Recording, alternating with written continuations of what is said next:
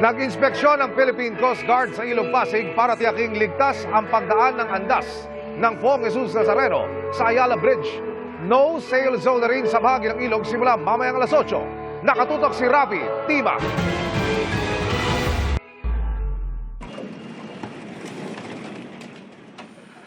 Sa kabila ng maburat na kondisyon ng Pasig River, ginalugad pa rin ng diver ng Philippine Coast Guard ang pundasyon ng Ayala Bridge para matiyak na wala ritong nakatanim na bomba.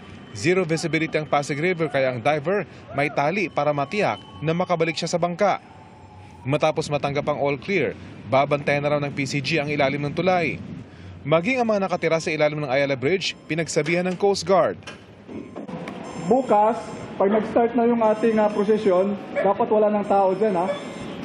Bukod sa PCG, nakabantay din ng Maritime Police at MMDA sa kahabaan ng Pasig River.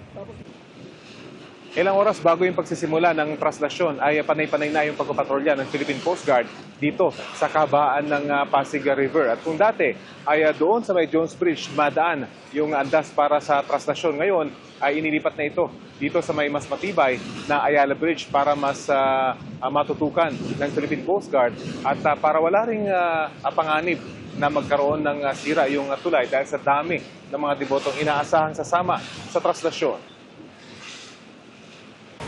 Simula alas 8 ngayong gabi hanggang bukas ng gabi, magiging no-sail zone ng Pasig River sa bahaging dadaanan ng traslasyon.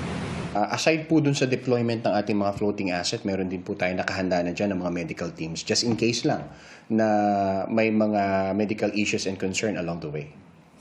Para sa GMA Integrated News, Rafi Tima, nakatutok, 24 oras.